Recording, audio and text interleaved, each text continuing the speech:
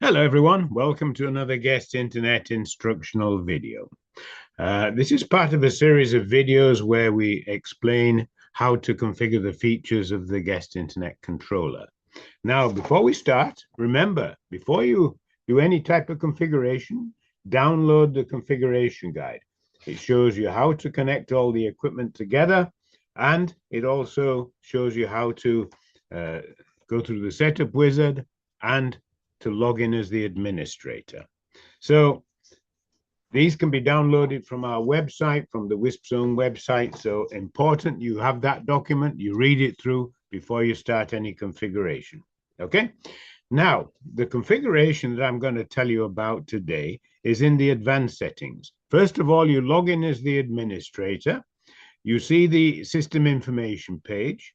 We go to the advanced settings tab, and then you'll see login settings, login messages, credit card, disclaimer. I've already done a couple of these in previous videos, login settings and login messages. Today, I'm going to tell you about the credit card system. Now, this credit card payment system allows you to collect payments. However, it uses a PayPal virtual terminal or point of sale system, which unfortunately is no longer available, but it's still available for people who have an older PayPal business account. And so that's why I'm going to explain it. We already have right now maybe thousands of people using this service with older accounts. If you want to charge somebody for an internet service using a credit card, you need a point of sale terminal, which is that computer screen, swipe the credit card, put the value in. So everyone has seen that. If you're making a payment online, you need a virtual point of sale terminal, which is called, just we shorten that to virtual terminal. And that service was provided by PayPal until last year. Now, people who have a PayPal business account that was registered before June last year still have this feature. And so, as I said, many people are still using this. If you open a new PayPal business account, unfortunately, they don't provide that service anymore. However, we are preparing or have prepared alternative methods of charging credit cards. And also, we have methods for our African customers of charging mobile money. And so that's going to be the subject of future videos.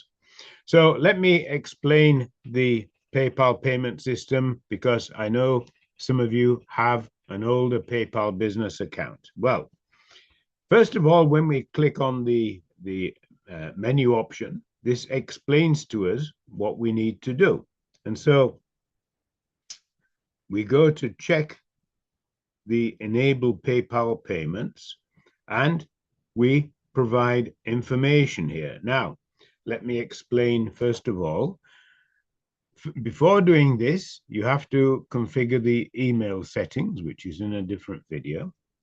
Why? Because when a payment is made, an email is sent to your email address with that payment information.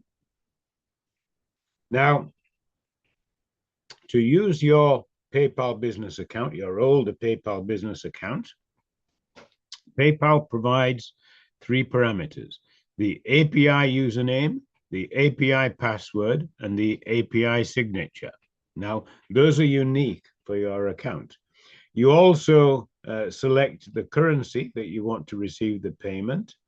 You can also decide how you're going to set the characteristics of the codes that you generate and select the time and cost. Now, once you've selected those, you have a series of options here, okay? Up to 10 options. And so these are buttons that are displayed on the login page if somebody chooses to pay with a credit card.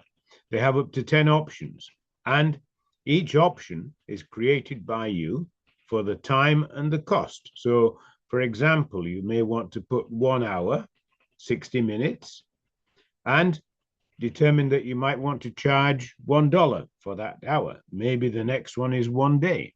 and you put the cost in for that. So you can put up to 10 of these. Okay. You can decide if people are going to share a code, and then you have all the messages that are used with the PayPal payment system.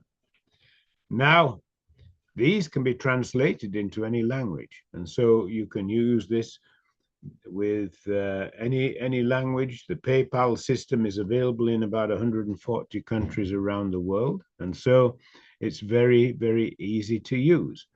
Now, one thing to note as well is that when you have the PayPal payment system, then each payment is also added to a report. And so if we look in the status and management settings up here, okay, we can see that we have billing reports.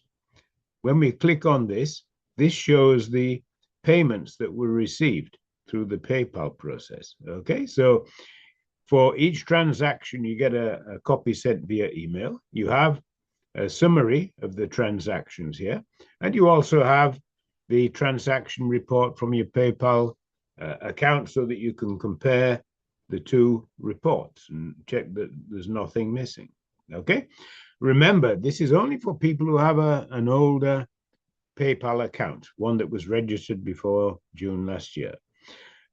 Unfortunately, PayPal terminated that service, which is a great pity because it was a very easy method of charging credit cards. Now, with the new system, you have to sign up for a merchant account, and that has a monthly cost, and there's also a fee for customization, but that's the subject of another video.